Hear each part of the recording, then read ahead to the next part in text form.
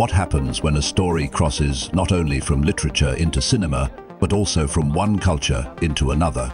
A narrative may preserve its central conflict, characters or themes, while everything through which the audience sees that story can change. A setting may change significantly. A religious idea enters a different spiritual tradition. Clothing changes the visibility of a body. An ordinary object acquires another social meaning. Camera movement, architecture, color, light, and spatial relationships can therefore become part of the adaptation itself. This video examines that process through 3 Iranian films: Dariush Mehrjui's Sara and Pari, and Asghar Farhadi's The Salesman. Each begins with a recognizable relationship to a Western literary or theatrical source, but each constructs a very different Iranian cinematic world. Adaptation is considered here not as a test of fidelity, but as transformation. Linda Hutcheon describes adaptation as repetition with change, allowing a work to remain connected to its source while becoming something different through another medium and context. Christian Metz is equally important because cinematic meaning develops through relationships between images, sequences, duration, and movement, rather than through isolated shots. The central question, therefore, is not simply what has been changed from the source, but how a narrative problem becomes visible differently in cinema. The process examined here moves from the source and its historical context to narrative alteration, then to cinematic construction, and finally to culturally situated meaning. The result is a form of transcultural adaptation in which the original source does not disappear, but is reorganized through Iranian bodies, spaces, objects, social conditions, and directorial choices. Sara, 1992, adapts Henrik Ibsen's A Doll's House, which centers on Nora's secret loan, her sacrifice for her husband, and the unequal structure of a marriage governed by male authority and social reputation. Mehrjui preserves this conflict, but changes how it becomes visible. Nora's concealed financial action becomes a sustained visual system of labor. Sara secretly earns money through sewing, handles cash and valuables, and moves through banks, streets, hospitals, markets, workrooms, and domestic interiors, while maintaining the appearance of an ordinary wife and mother. The adaptation thus expands Ibsen's concentrated theatrical space into a network of Iranian social and institutional setting. The hospital is especially significant because it visualizes a crisis that Ibsen largely places in the past. Sara moves alone through a long clinical corridor, her dark figure diminished by the scale of the institution. Hessam lies dependent in a hospital bed while Sara waits, negotiates, and takes responsibility. Before the marriage appears stable again, the viewer has already seen that this stability depends on her actions, even when they remain unrecognized within the marriage. The same pattern develops through sewing and money. Close images of hands, fabric, jewelry, drawers, and cash make the financial secret materially present.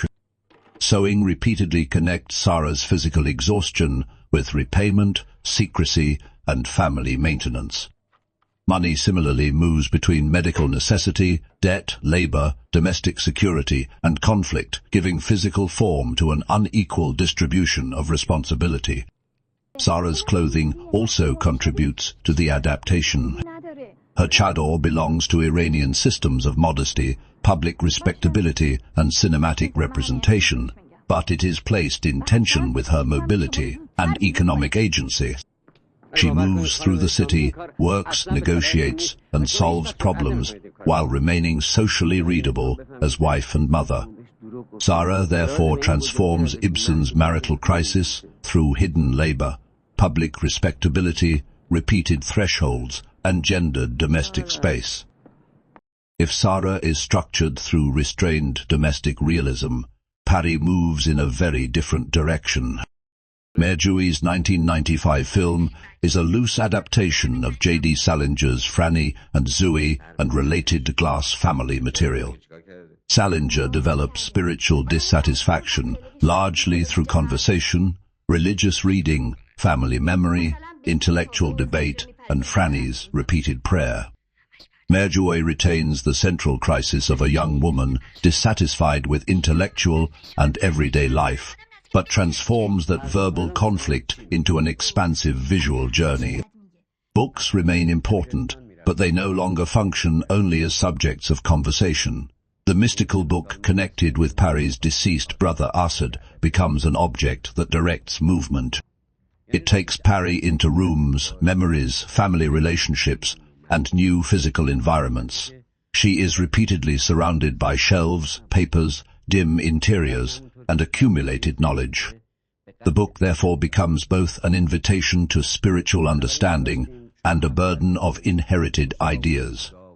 The visual system then expands through blue and cyan light, water, circular forms, dreams, roads, unfinished architecture, landscapes, and sacred spaces. Blue is not treated as a universal symbol with one fixed meaning. Its significance changes through repetition and context. In dreams, it contributes to an altered subjective reality. In water, it connects perception with danger and transformation. In sacred architecture, blue and turquoise become connected with Persian, Islamic visual traditions. Pari's black figure is repeatedly placed against these blue, white, or turquoise environments, making her simultaneously prominent and small within a much larger spiritual space. Pari's journey, therefore, demonstrates a different form of adaptation from Sara. Salinger's spiritual crisis remains recognizable, but philosophical discourse becomes smooth camera movement, color, architecture, water, landscape, and cinematic duration. Asghar Farhadi's The Salesman creates a third and more indirect relationship with its source. The film does not retell Arthur Miller's death of a salesman. Instead, Miller's play remains physically present because Emad and Rana perform it on stage while another domestic crisis develops in their everyday lives. The adaptation therefore operates through doubling. Theatrical space and domestic space continually reflect and complicate one another. The film begins with architectural instability. Emad and Rana are forced to leave their apartment after the building becomes unsafe. Their new home appears to provide temporary security, but that security is also unstable. An open door, a previous tenant, neighbors, incomplete knowledge, and the later assault on Rana transform the apartment from a private home into a space shaped by intrusion and social memory. Farhadi does not show the assault directly. Instead, the viewer encounters its consequences through disrupted space, blood, the bathroom, testimony, and ordinary objects. This restriction of visual information is crucial. Where Sara gives the viewer privileged access to Sara's hidden labor, and Pari repeatedly associates the viewer with Pari's subjective experience. The salesman withholds direct access to Rana's traumatic event. Gradually, the narrative shifts toward Emad's investigation and his growing concern with humiliation, reputation, and revenge. Camera movement in The Salesman is generally restrained and observational, supporting Farhadi's realist approach. Many domestic and theatrical scenes use static framing, allowing the characters to move within the architecture rather than making the camera dominate the action. At particular moments, however, subtle tracking, panning, and tilting movements follow characters or redirect attention through the apartment. When Emad and Rana move into the new flat, tracking accompanies the movement of people and belongings, while a tilt directs attention toward objects left by the previous tenant. Around the aftermath of Rana's assault, the camera becomes quieter, relying mainly on static observation with occasional subtle movement. This controlled cinematography keeps the viewer physically close to the characters, while maintaining enough distance to observe their behavior and moral choices. This is where the relationship with Miller becomes especially powerful. Death of a Salesman interrogates masculine dignity, failure, family responsibility, and humiliation. Farhadi relocates these concerns within contemporary Tehran, but does so without recreating Miller's plot. The theatre remains present as an intertext, while unstable apartments, incomplete information, ordinary evidence, and restrained cinematography construct another crisis of dignity. The Salesman therefore transforms Miller through realist observation and moral uncertainty, rather than through the overt symbolic system seen in Pari. Placed beside one another, the three films demonstrate why transcultural adaptation cannot be reduced to the replacement of Western elements with Iranian equivalents. First, consider space. In Sara, movement repeatedly connects mobility with responsibility and obligation. In Pari, movement becomes more expansive, turning spiritual uncertainty into a physical journey of searching and transformation. In The Salesman, by contrast, Rana's world becomes increasingly restricted after the assault, while domestic space gradually shifts from shelter to exposure and moral conflict. Across the three films, architecture actively shapes adaptation by controlling movement, visibility, concealment, and the possibility of escape. The films also position the audience differently. Sara gives viewers knowledge that Hessam does not possess. This creates sympathy through concealed labor. Pari associates the viewer with dreams, water, monumental architecture, and subjective movement, creating attraction to her search, while eventually questioning her spiritual certainty.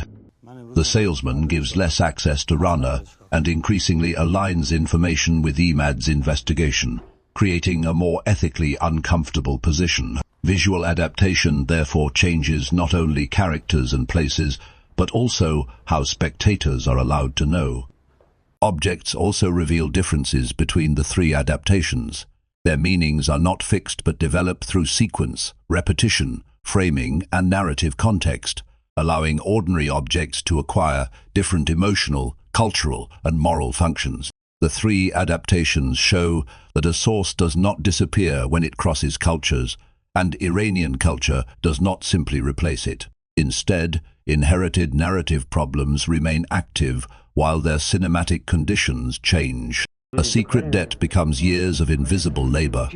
A spiritual argument becomes a journey through blue dreams, water, roads, unfinished spaces, and sacred architecture. A theatrical tragedy of masculine dignity remains on stage, while another crisis of dignity develops inside unstable Tehran apartments. Mehrjui and Farhadi construct adaptation through contrasting cinematographic styles. Across Sara and Pari, Mehrjui moves from restrained realist framing to a more expressive and subjective visual language, using shifts in camera movement, color, scale, and spatial composition to reflect different emotional and spiritual states. Farhadi's The Salesman, by contrast, maintains a more observational approach, relying on controlled framing, limited camera movement, and restricted visual information to sustain realism, uncertainty, and moral tension. The contrasting visual styles of these adaptations, even when produced within the same national cinema, demonstrate why aesthetic choices must be studied as a central part of adaptation. Sara, Pari, and The Salesman do not transform their sources through a single Iranian visual language. Instead, each director constructs meaning through different cinematographic strategies. This variation shows that adaptation is shaped not only by cultural relocation, but also by individual choices in framing, movement, color, space, and visual rhythm. Studying these aesthetic decisions is therefore essential for understanding how filmmakers reinterpret source material rather than simply transfer it into a new cultural setting.